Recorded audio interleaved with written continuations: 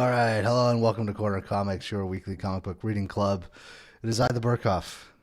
I never do that. I was thinking I should announce who I am sometimes, so On people, occasion, yeah. you know, so people know. This is your weekly comic book reading club. We get together, we share a few comics with each other, and then we talk about those comics.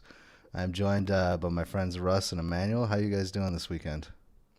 I'm doing great, dancing on the edge of a knife and living my very best life. That was beautiful. That was Thank beautiful. you. I am doing immensely great, not just great, but immensely great. And I strive to continue to do that. Nice. All right. Where can people find you guys on the interwebs? Well, you can find me a few places. You can find me on the Twitter at Walrus, WALLRUSS. You can also find me at blacksuperherofan.com and comiccreatorsofcolor.com. Hope to see you there. You can find me on the Instagram at Emmanuel, spelled EM_MAN_YOU_EL.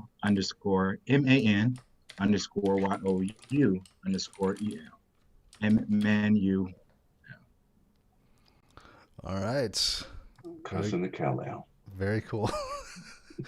All right, so we've got six comics again this week. It would have been just four, but Russ was able to get it together and give us two. I'm gonna do my two. Manuel, you'll do your two, and then Russell, you'll do your two last. My first one this week, Bucky Barnes, The Winter Soldier, number 3. This is from the 2014-2015 run. My second comic is Uncanny Avengers number 1. This is 2013. This is Rick Remender's run on that. Manuel, your two? My two comics are, well, the first one, excuse me, is War of the Realms Strike Force, The Land of Giants, Marvel comic. The second comic is Bang. That is a comic by, I believe it's Image from Dark Horse. I'm sorry, Dark Horse comic. It does kind of feel like an Image book. Yeah, it does. Yeah, it does. I was Issue thinking the number same one. thing. Okay, my two books are Assassin Nation. That's the pun. Yep. It's by Image. And my second book is Red Hood and the Outlaws, the latest book. And that is the Crazy Trinity. And we'll get more on that later. But it's a DC book because you guys always bring Marvel. So no. Yeah, the two that I brought, I was sort of digging through some of my back issues, and I was like, yeah, what can I bring on that we haven't talked about that I really like? So these are just two from, my long box in the closet that I pulled out. Nice. All right, should we just jump right into it? Yes. Tell us about Bucky Barnes, the Winter Soldier. All right, so Bucky Barnes, the Winter Soldier. This is, I think it was 11 or 12 issues total for the run. This is probably one of the most in the weeds Marvel books I've ever pulled. There's a lot going on here, a lot of stuff sort of funneled into this series. So you have Bucky chasing Loki, sort of in the overall story. For this drug that Loki has, he finds out that the drug is manufactured on this planet called Mir-Zebo, which is where this issue takes place. And so it's Bucky and Daisy Johnson meeting with the Empress or the ruler of this planet and finding out about this drug. I picked this up originally because it was just sort of this crazy space opera thing. It's almost like the Nick Fury series they did back in the day where he was traveling from planet to planet. And so I kind of like that idea. The artwork really grabbed me. It's watercolors. It's almost like, I'm trying to think of what his name is. It starts with an S. Brian Steinshall, I think is his last name, but he does a lot of watercolors for Marvel. And And so it just kind of reminded me of that, and I really enjoyed sort of what this did compositionally. So kind of curious what your guys' thoughts are. I want to take a first stab at it, if you don't mind. I don't mind. All right. This is, to me, it's interesting that the quest is for a particular drug, because this comic book makes me feel like I have ingested something. I like it. As a side note, don't do drugs, kids. But I like it, and it's interesting. It really is interesting. From the art itself, that pulls me in, and then the storyline, which I kind of got.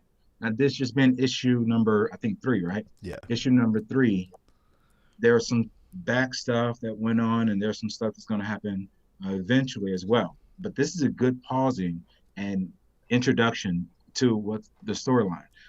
I was not really that familiar with Daisy Johnson before Agents of S.H.I.E.L.D., the television series, and Bucky, as we know from the Avengers movies.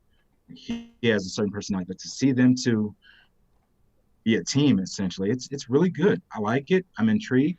It still kind of gives me a drug effect. Again, don't do drugs, kids.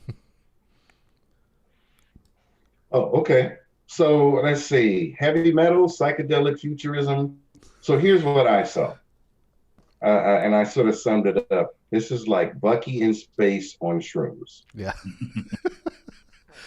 Or like Bucky Rogers in the 22nd century. Yeah. So it made me think of Captain Kirk and Buck Rogers. Captain Kirk and Buck Rogers are always the coolest persons in the future, and they always get the queen.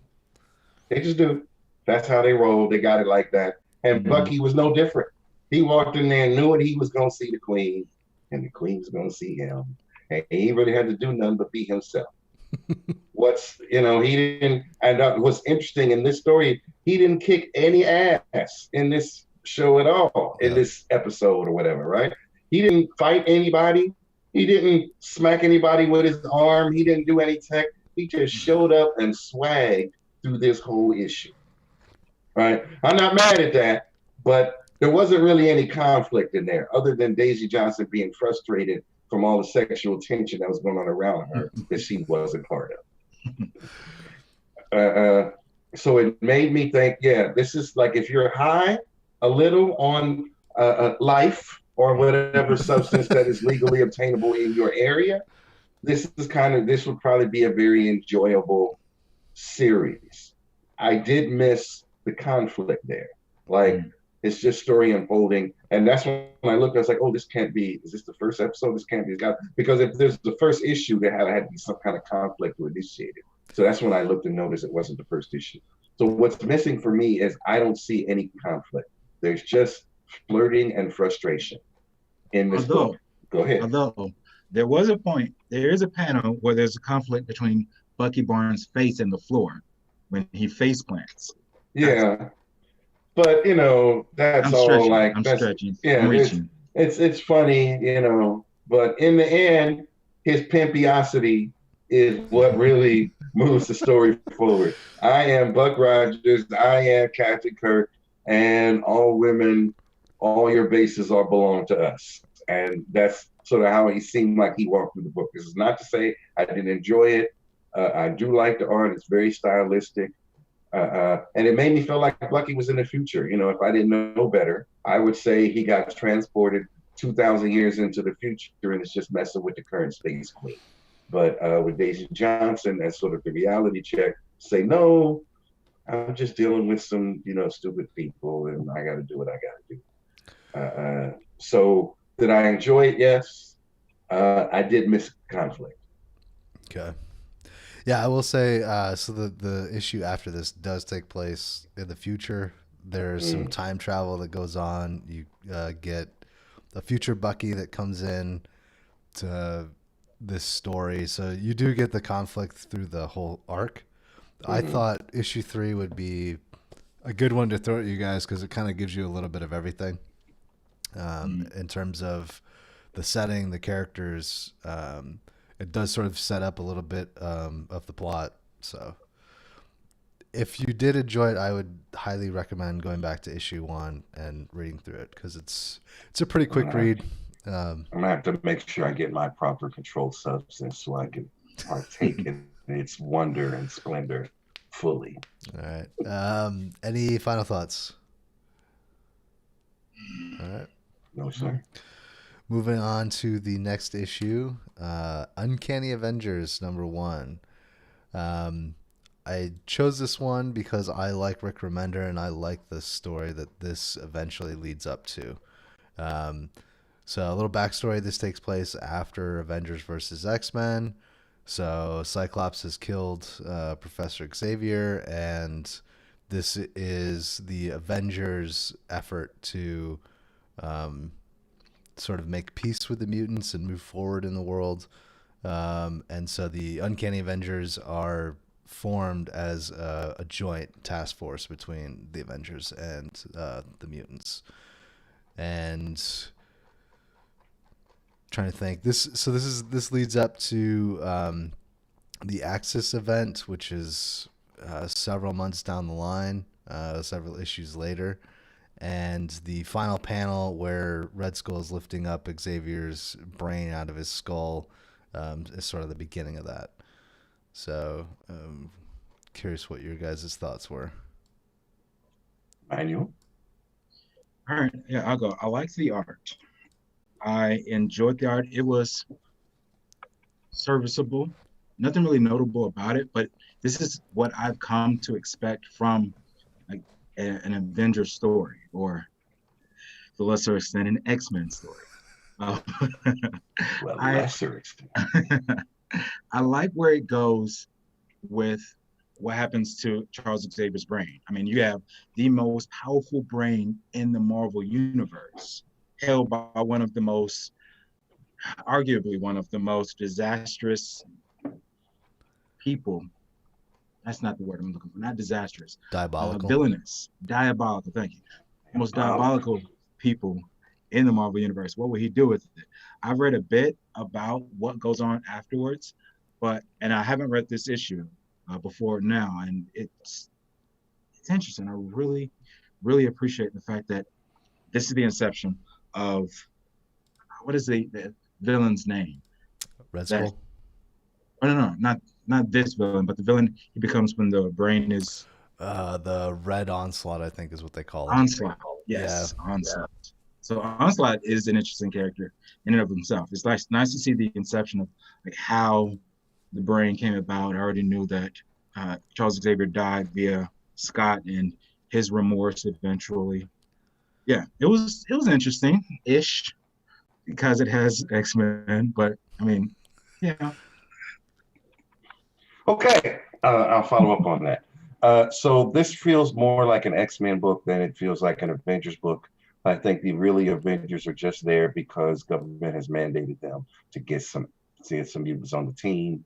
That's why they're there. They don't seem to be especially happy about it, but they are complying with the government's rules. More of the story is really about X-Men characters, moving them forward. Wolverine at the funeral, and Storm arguing, fighting Scarlet Witch because she did that no more mutant shit. There was some conflict finally at the end, but and then talking to Cyclops, which at this time is probably one of the most hated used to be heroes in history at this time. This is when the full hate of Cyclops was sort of, either starting or really getting into gear. And then a whole bunch of evil characters at the end that I never see before and didn't really see enough to really care about them, even though it looks like they killed Scarlet Witch, but you know how that thing works. Now, here's the thing. If Professor X is dead and in the ground, how much of his brain cells are viable at this point? Right? All the cells are dead. The mass might be there. Right.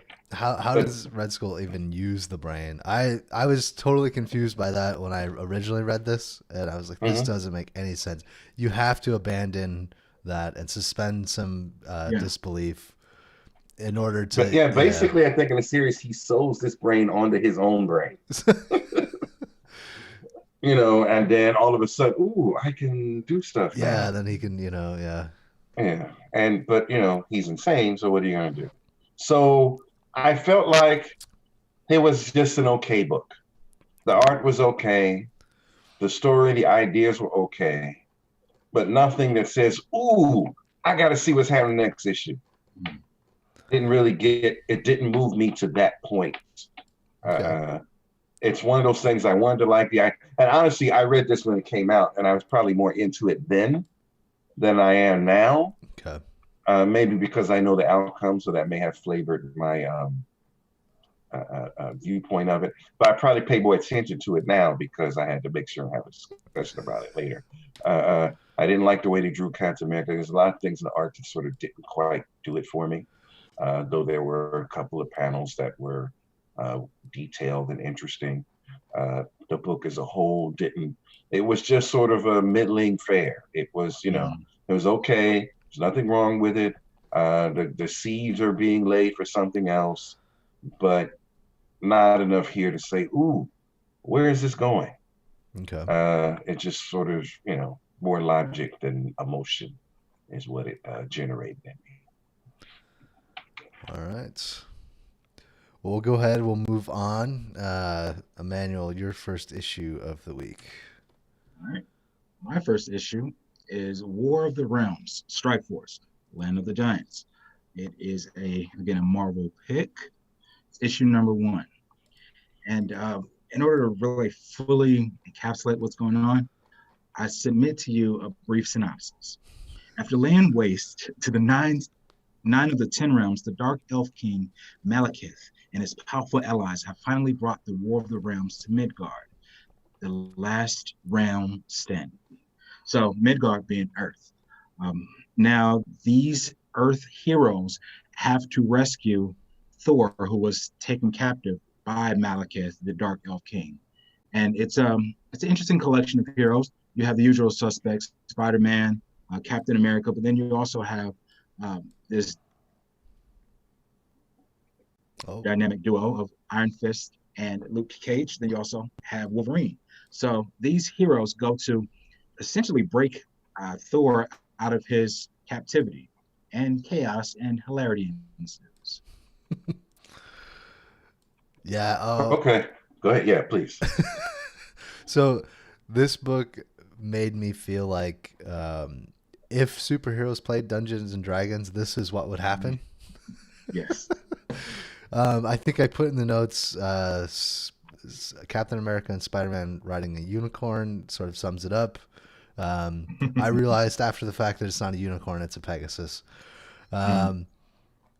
Yeah, this was fantastic. It's the most random ass group of heroes ever put together, thrown into this comical scenario. Highly enjoyable from start to finish. The art was great. The dialogue was well written. Spider-Man has sort of a special spotlight on him throughout the episode or throughout the issue. And yeah, the helmet that lets him talk to the Pegasi, I guess the Pegasuses or the Pegasi, was a great little plot device. And the scene where Luke Cage is like, seriously, what the fuck, dude? You're talking to horses right now. Yeah, I don't really have anything bad to say. It was enjoyable. I loved it from start to finish. Yeah. Okay. So yeah, this is the kind of book I would have picked. So I feel you on this. The writing to me was great because everybody was funny. Yeah. Right. It's kind of hard to write and every character get some shine, some funniness, and something that's uniquely theirs. Spider-Man, of course, usually gets the best funny lines in group books, but it was one of those things where it's just a fun ride. I enjoyed the ride. All the characters were more or less like I expect them to be, how I expect them to act in these situations. There was some heart in it. What did he call? What did the horse called Spider-Man? Noble Jester Warrior. Yeah. Right, which pretty much sums it up, right? So it's a very perceptive Pegasus there. Right. This was just fun. This was, Luke Cage saying stuff like, "What the fuck, man?" Luke Cage saying stuff. What is his Iron Fist? Because Iron Fist is kind of silly, and so he had his stuff. And even Wolverine, without trying to, was doing jokes. Right? He just didn't have time to do it, but he's still. Everyone was in character. The only person I think that didn't do jokes was Captain America. Yeah, he was probably the most. Right, serious. But he didn't trip on anyone else doing jokes. No. He didn't get upset or saying, "Hey, we gotta get serious." He just he knew how to handle his people. And he said, "Let these mugs do what they do. I know they're good. They're noble jester warriors, so we're gonna get through this." And then the horse died, and that hurt a little bit. But it was good. It was fun. It evoked a lot of feels, and I felt good after. I felt satisfied that in this one shot of a story, I really got entertained. So I like this book. I recommend it. Nice. Yeah. Nice. I'm glad you guys like it. There's this scene where they're all picking weapons and armor for the great battle. And Wolverine suggests to Spider-Man the helmet. And Spider-Man's like, "Okay, sure." And then, which led to him not really knowing what the helmet did until the Pegasus started talking and he could understand it. And I just love the idea of Spider-Man name and communicating with a Pegasus. Like having a full-blown conversation. And then Luke Cage, staring into the camera. What the fuck? What is going on? It's beautiful. It was like a Finding Dory moment, right? Yes. Talking to the whales. Yeah, I want to call out the Daredevil cameo. That was a really cool 2-page spread. Probably some of the best artwork I think in the book. Just the way that Daredevil was drawn. I'm really curious. Russ, I know you followed the whole War of the Realms event, right? Yes. Are there any other books that you know of where Daredevil has these powers? And all of them, actually. Once he gets called in to take over the Golden Bridge and being the all-seeing Daredevil, he at least shows up, and he actually shows up physically in some of them. But he's in most of them, at least a little. And all the little different series that came across around us, that's a major part because he's transporting heroes to and from places because he's controlling the Bifrost.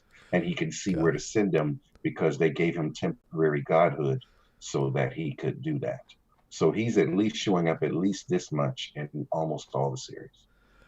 I'm interested to find if there's a book dedicated to his perspective because he is, as you may know, a dedicated Catholic. So being a dedicated Catholic and then having the powers of a God, that might cause some internal conflict. I don't know. There was that story. Yes. I don't know if you followed the original series, War of the Realms, not with all the colon this and colon that he does go through that. There is a conversation to be had and to be followed if you are interested in following that. I think War of the Realms went at least 6 issues. And then they had all the spinoffs, which probably went anywhere from 1 to 3 issues each. Yeah. So there's a lot there. And that conversation, and I read them all, that conversation does come up, but I won't spoil it beyond that. That is beautiful. Yeah, this was one that when it was going on and I was going to the comic shop, I just could not keep up with how many issues there were. I would have been buying at least 10 or 12 books every week just to follow this one series. So, but yeah, great pick. Good pick. I agree. Good choice. Thank you. All right. Hopefully I'll be 2 for 2. My next issue is Bang, Dark Horse comic. And the synopsis of this is it's a very spy-ish. Well, not ish. It is a very spy comic. And in the beginning, you think the main character is one person, but then they, get killed off.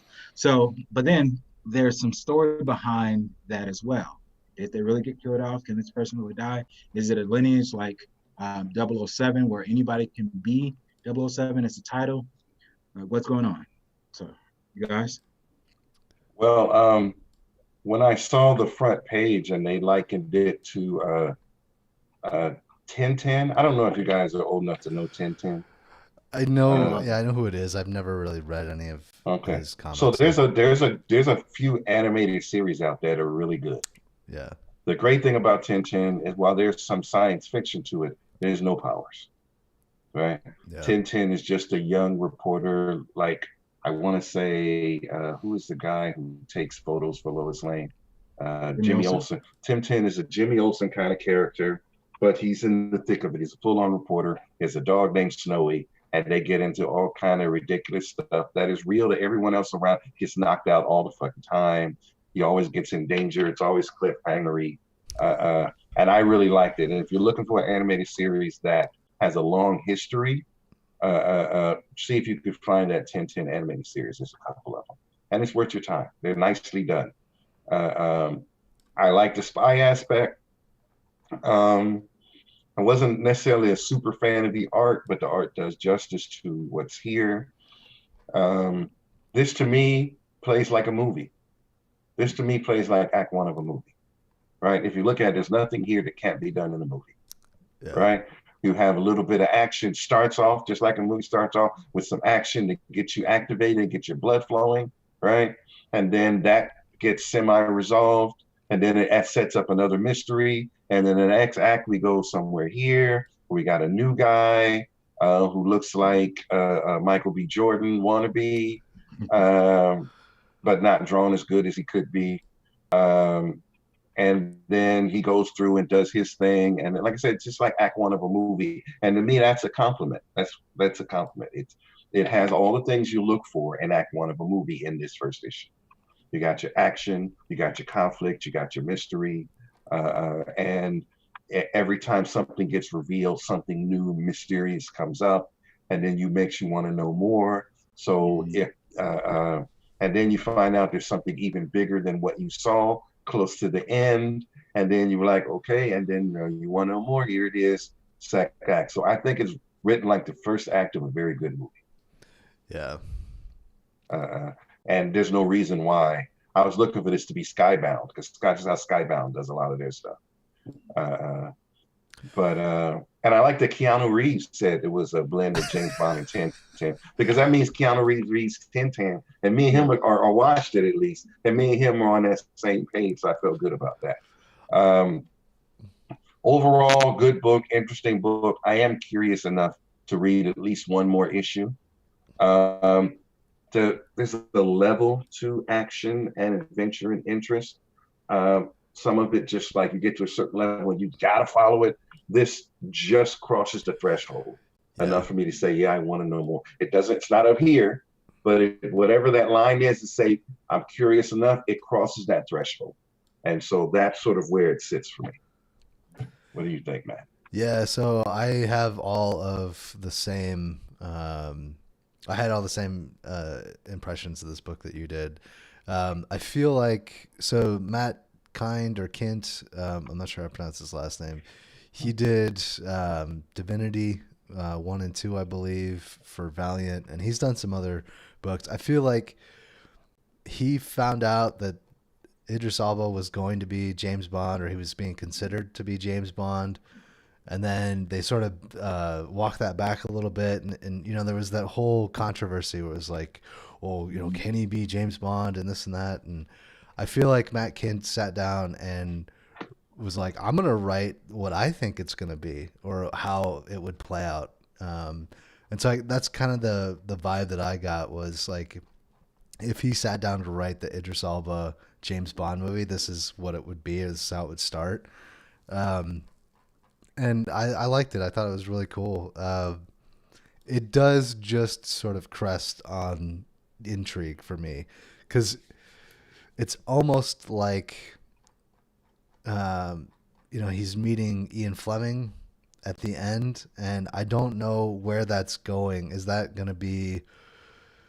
There was that movie with Will Ferrell where everything was.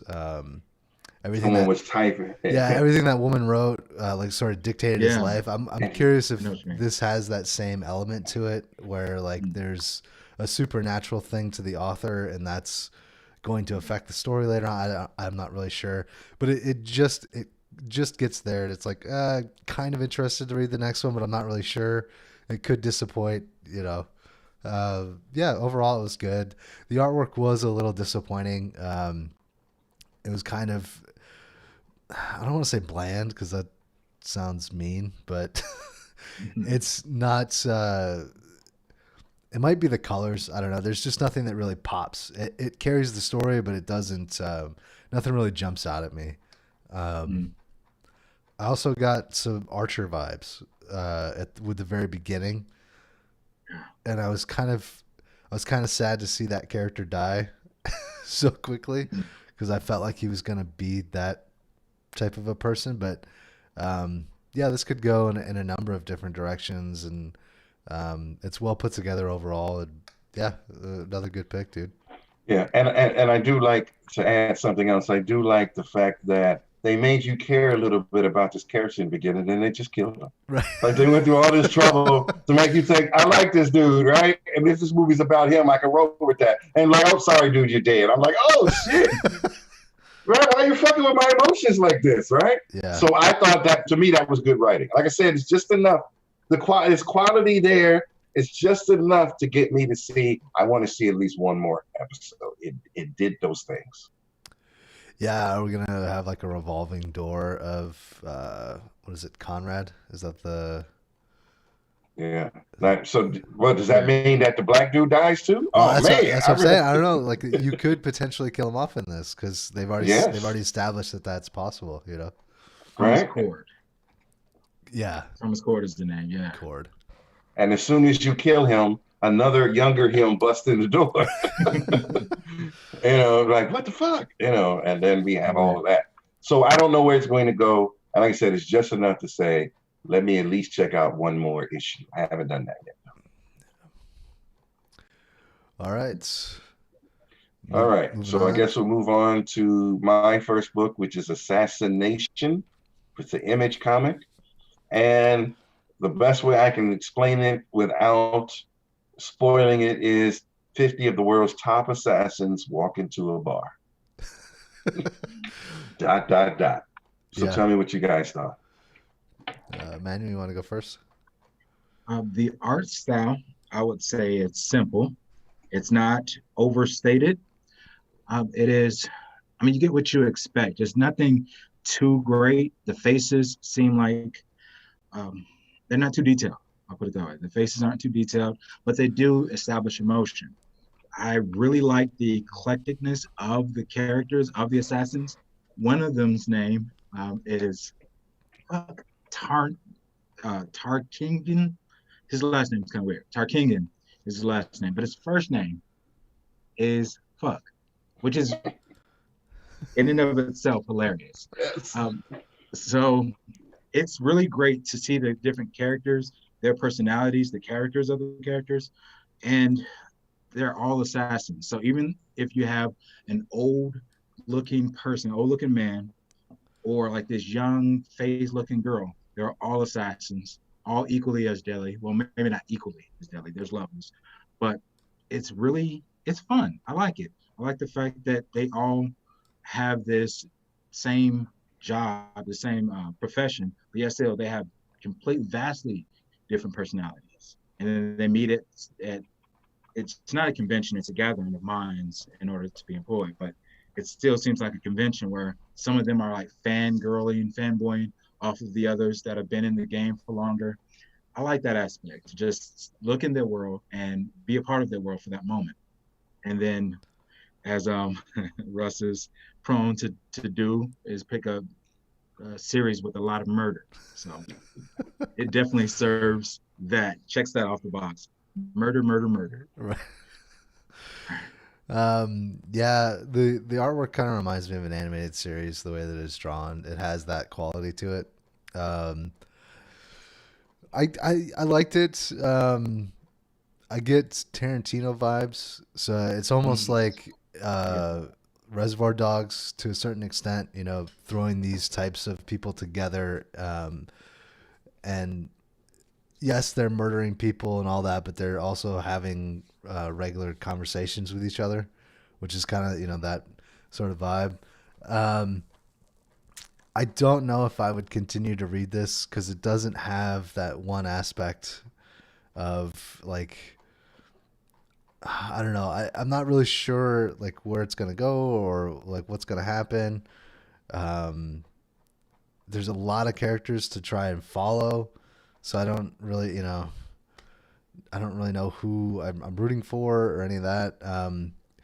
It was okay. I didn't really enjoy it all that much, to be honest. But yeah, a lot of murder. So what I liked about it, some of the what I liked about it was that there's a lot of different characters, like a lot of character studies going on in this one issue, Yeah, right? And characters that are distinct, right? Like you get Fernando, who only calls himself Fernando, and and murders amazingly, but with style. And I like that. If this was a movie, right? Imagine a movie, or better yet, this is the animated series that you didn't see coming. It's already drawn that way, yeah, right? Assassination Nation is the animated series you didn't see coming. And all these new streaming services, they need a good one. This is someone where you can have a rotating cast, you can make up new characters, right? In a world of assassins, there's always somebody that needs to die. This could easily be a good season of the I don't want to say a PG-13, but maybe R minus because of the level of murder depends on.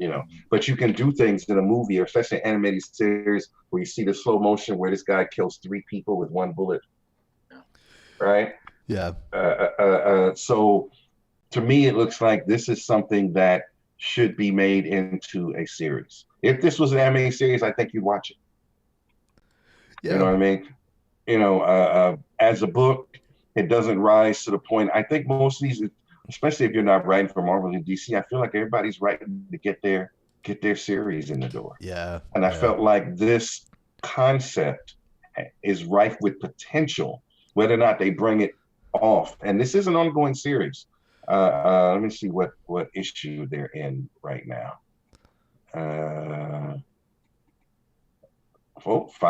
Five issues. It may end in 5 issues.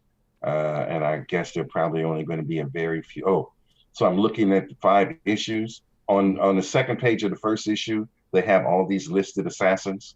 But on the final issue or the 5th issue, there are only 5 left. Okay. So that was going to be one of my questions. Is it all internal conflict amongst the assassins, or is there any type of external force that they have to face? But it seems like it's they're all crossed off. So the story, you'll get into the story of probably all the people that died, how and why they died, because you're looking into this world. Right. But fuck, Terrence Tarkington is still around. If you care about him at all. I liked it because I liked the potential of it. I like the animated series call out because where is this? Where, is there a place for this? Because there's no real animated spy killing series other than Archer, which is more trying to be funny than anything else, to me anyway. All right. So what if, stop trying to be Batman and just write an animated series as interesting characters that you just watch and you don't know what's going to happen next, and you don't get to know until it happens. But the characters are vibrant and interesting. And I thought each of these characters has potential. That's why I chose the book. So I'm sorry it didn't rise above the crest, but I did enjoy it nonetheless. Shall we move on to my next book? Yeah. My next book is Red Hood and the Outlaws, the latest one, volume 2, number 43. And I'm just going to say what did it for me is Bizarro. You guys, lean in. Go ahead. Bizarro with a beard. Yeah.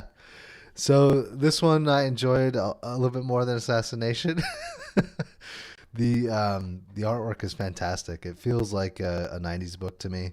There were a couple of panels where the faces were kind of weird, but otherwise there's all kinds of stuff going on, and it's really a visual feast, a lot of action. It has some certain elements to it. The magical and the mystery is kind of cool. It pulls you in. You're not really sure what's going to happen. I'm curious if there's a better jumping on point for the Red Hood and the Outlaws, though. Because I was kind of confused at, like, I've never seen Bizarro as part of like a superhero team, but I know that Jason Todd's kind of crazy and he's not really a hero. He's more of an anti-hero. And so those are the things that I thought about and wasn't really sure about as I was reading through it. I feel like your note in the show notes with Bizarro being compared to Thori the Murder Dog was pretty apt. The way that they have him talk is perfect and is the way I always envisioned Bizarro talking. But yeah, it's I'm really curious to see sort of where this goes. The cover is sort of foreshadowing what happens at the end of the book, and that's kind of interesting. So, Manuel, what are your thoughts? I was intrigued by the fact that Bizarro seems a lot more intelligent than he used to. At the beginning of this inception of Bizarro, he was, if I'm not mistaken, created by Lex Luthor. And so he spoke little to no words at all, didn't have a concept of language. And then Lex kind of educated him on who Superman is. Lex created Bizarro in order to be, a Superman of his own, a pet Superman. But then Lex, being completely devoid of goodness, actually started to care for Bizarro. Bizarro gained a unique place in his heart. And if I'm not mistaken, to Lex's knowledge, Bizarro died. Since then, obviously, he's alive. And then he got trapped in some sort of something. I didn't read those issues, but now he seems a lot more eloquent. He can formulate concepts and speak. But his pronouns always suck. Yeah, his pronouns. I am getting sick of this. His pronouns are horrible, but I think that's what kind of is endearing about him as well. And then there's a strong as Superman, which I appreciate. There's been some incarnations of Bizarro where his cellular structure is deteriorating, so he's not as strong. He only has limited capabilities. He's like a Superman light. Whereas here, if I'm not mistaken, this is a full-fledged physical Superman, but just mentally completely different. Well, not completely, but mentally different. And according to Jason Todd, a lot more heart. Yeah, it's arguable. Okay, so this is issue 43 in the series. So this is years in the making. Right. Bizarro has gone on a journey in this book, in this series, that has changed him. So, and part of it in this series, maybe closer to the beginning, he found that he could drink kryptonite and it made him super smart. What? Right? Because he's anti-Superman, right? So they found because he took his kryptonite and it made him like super, I believe we can reach into the quantum realm and, whatever. And so for a while, he was sneaking off, taking synthetic kryptonite, keeping it in the vault, and he was their tech guy. Wow. Right? He was getting so good. His brain was so great. He was predicting evil before it happened and deploying people. And he just went way to one place, right? Okay. And then just like, what is that? Hey, George, he didn't want to lose that intelligence. He didn't want to be stupid again. But that means he needed to keep getting kryptonite in order to sustain that. So there was that battle. So this is one of the many battles that he has had. So if you were following this series, which, I say you'll get a graphic novel, you would see his evolution, which has really made him an endearing character. Like at this point in the game, you do love him, right? And he is worthy of that love. And he's still got the power of Superman, and he has a different level of intelligence, but he's his own guy, right? He's his own dude. And then, when Matt, you brought up last time, is Red Hood crazy? Well, all three of these guys are crazy. Okay. All right. Red Hood and the Outlaws is a crazy version of the DC Trinity. This is a crazy Superman, but you allow him to continue. This is a crazy Batman, and this is your crazy Wonder Woman, who may actually be older than Wonder Woman, does come from Paradise Island, and used to train everybody how to fight. And so she's also eternally young, eternally beautiful, and eternally can kick your ass. Yeah, he has the Red Hood has some dialogue where he talks about her. Yeah, and the Red Hood is loving her, right? Yeah. How can you not, right? And so there's a whole bunch of stories, and when that gets dealt with, but Bizarro and her, Bizarro calls her Red Her, got trapped into another universe, and they couldn't get back. And Jason Todd is really not smart enough to bring them back, so they actually went on another journey, and that's sort of where Bizarro got his beard, because they were trapped for out of time and different universes and dealing with that. It was just him and Wonder Woman esque, whatever her name is right now, Artemis. Artemis Grace. So Bizarro is worthy of your love.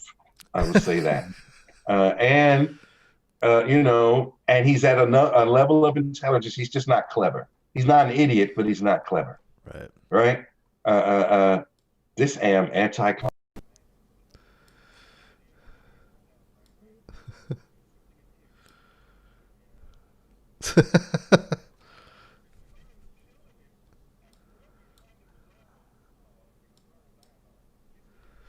Yeah.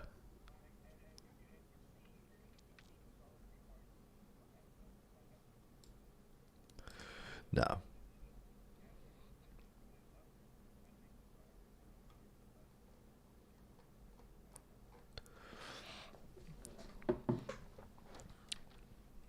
Yeah.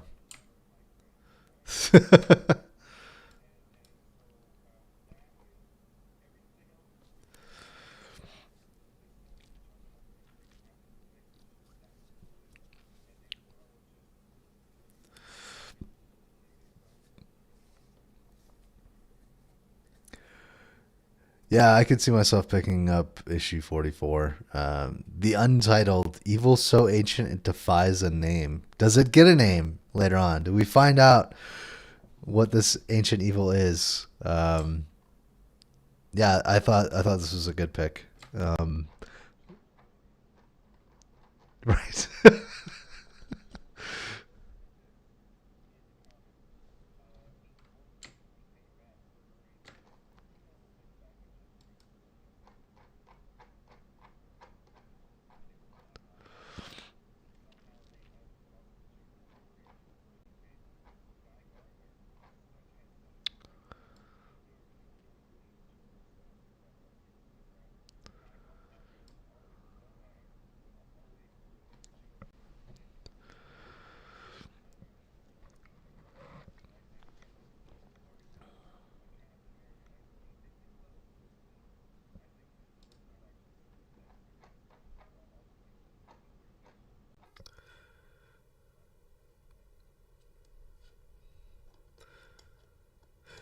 Yeah, I think what did I made a note about it because Emmanuel said something about a DC Captain America. Yeah, my note was I don't feel like he has all his shit together. Like he's a little I don't want to say crazy, but like he's a gray character here. The way that he's written, like you don't know if he's for the U.S. and all that, but yeah, what are his true motives and why is he there? And you know, I don't get the sense that he's all about America. Eat your vegetables, and it's not like that at all.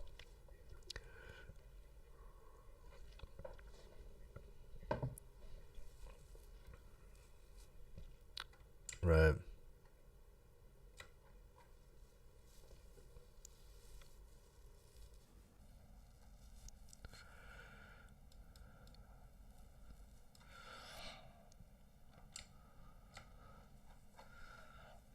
Right.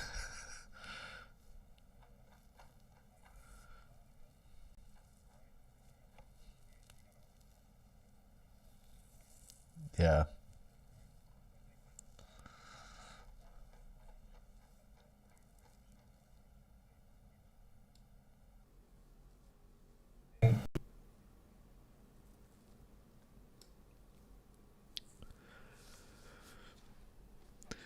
Yeah, I agree. No, 1 out of 2.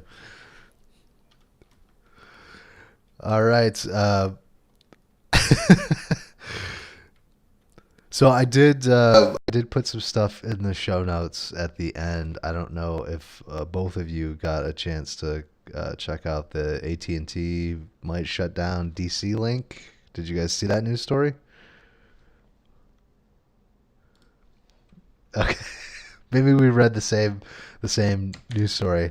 I do kind of want to talk about that a little bit because this is crazy to me. I know that um, some of the other articles that I read, they were talking about how the comics division of AT&T Warner Brothers, DC, the publishing arm, has been a write off for a lot of years.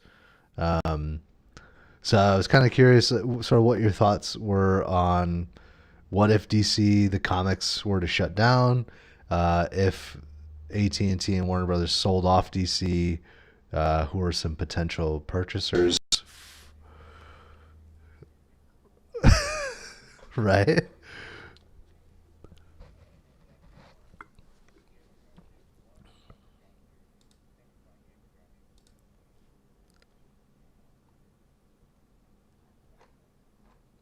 Okay.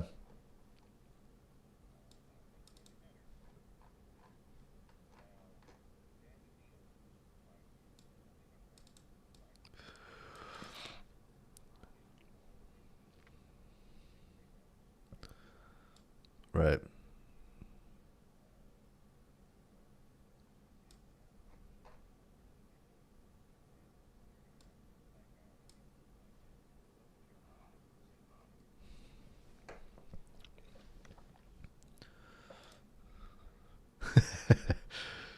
Yeah.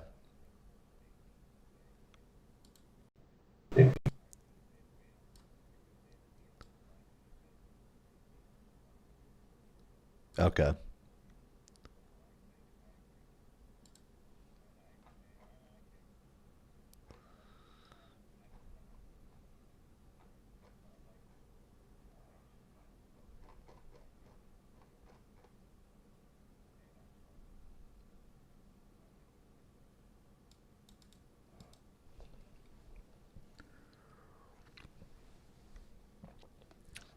Right.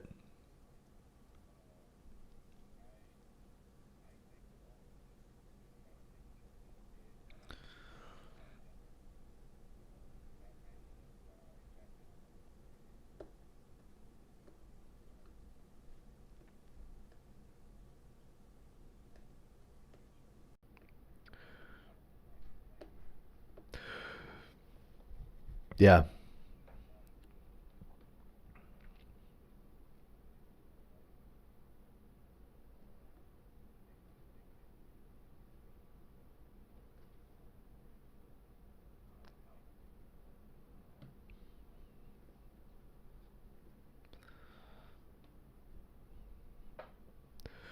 Yeah.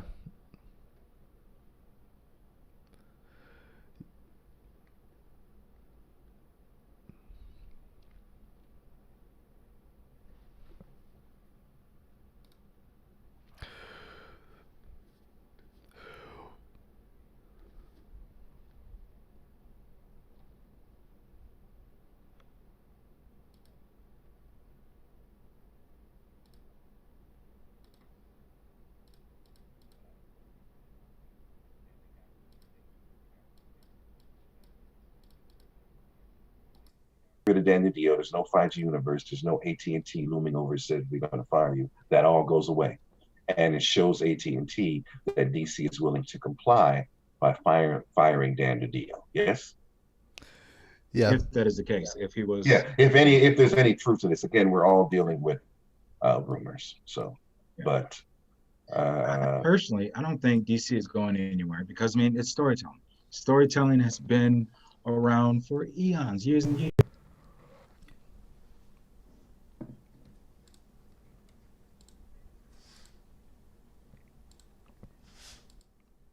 To be made. There's going to be some revenue to be drawn in. So yeah. they still have a company. And Yeah. plus the characters themselves, if they age them up and then have like the 5G, if they have the spin-offs of these characters, I mean, they could do that in a certain universe and do that run and see how that goes, but not place so much of everything onto that bus and say it all lives and dies with the success or failure of this. Like, I don't think that should be the case. It should be that they should try it out, see how it goes. Maybe not make that their main universe. Just have the other universes have Superman stay his age, because they have what's called an elastic timeline, right? So the characters that we've known for years and years and years before my birth, before your birth, Russ, they've existed.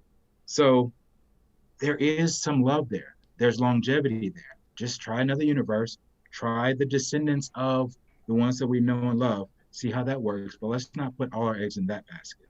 Yeah, and let's just be real. DC is killing it on TV compared to Marvel. DC ain't canceling those shows, right? Marvel just canceled like 8 shows in the last 3 months, right? DC shows are still going strong. Ain't nobody trying. They still got other ones on the way, right? They got Stargirl coming up, right? Don't even mention the animated movies. Yeah. Oh, amazing. Right. So I'm not going to let someone tell me that they're going to just die. Right. We still had Harley Quinn, which may not have been the best, but I'm sure it's made its money back. I know there's going to be a Harley Quinn too. Right. So, all you need is a couple of decent movies. Wonder Woman is coming out. Was it this year or next year? That's going to do well just because. Mm-hmm. Right. So I'm not really worried about, because the movies made more money than the comics anyway. So all you need is a couple of good movies, and the comics are good for the next 5 years. You know what I mean? And remember that the comics are the stories of the seeds for the movies anyway. True. Right. Yeah. Most of that, and so you have to keep that creation going. So, in worst case, they could just scale back and do what they normally do. How many Batman books are there? Right now, yeah. Right. Most of DC's line is heavily peppered with Batman, right? Yeah. Or Batman-esque or Batman-adjacent characters, including Red Hood. So, Batman alone could keep DC alive. I'm not buying into that. It's interesting, the idea of it, but I remember when Marvel was about to die. Yeah, when they filed for Chapter 11 in the 90s. Right, and they gave away Spider-Man. They sold Spider-Man rights and Submariner rights and Hulk rights and X-Men rights just to stay afloat. Now look at them. Yeah, buying it all back little by little. So, and DC's characters are just as old and amazing as Marvel's. So I'm not at all worried. No, I didn't think that DC would go away. I was just curious, sort of, if another corporate overlord took DC, what that would kind of look like. The reason I even brought it up is I was in the comic shop this week, and I was talking to the owner, and I was like, "Hey, I got some DC books I'm gonna bring in. Like, I don't really want them in my collection anymore." He's like, no, hold on to your DC books. I'm like, why? What the hell happened? And that was when he started explaining this to me, and some other people, were in the store talking about it. So I thought it would be interesting to hear what your guys' thoughts were. Hype and propaganda. Yep. Well, it's interesting because that was the other aspect of it that I wanted to touch on. Do you think shit like this hits the internet because they want people to run out and start buying books? That's good marketing. The idea is I need to keep DC as a model, as a concept in the news cycle. The more current it becomes, the more you're likely to buy books, the more you're likely to, whatever your reaction is, there is no downside to DC, the company, by raising the awareness. Yeah. And so whether it's famous or infamous is irrelevant, because the awareness makes you think about it and creates more purchases. So I think that, none of this hurts DC in any way. All right. And on that note, gentlemen, we've just hit an hour. So I think we'll call it. And until next week, do you guys have any final thoughts? Yeah, I actually want to bring this up. I'm still not an X-Men fan. Well, that's your loss, dude. Sorry I can't help you. Maybe there's a something I feel you can say. I agree. You guys are winning at life because you like me. Just down to the amount of things to like. Why aren't you liking more?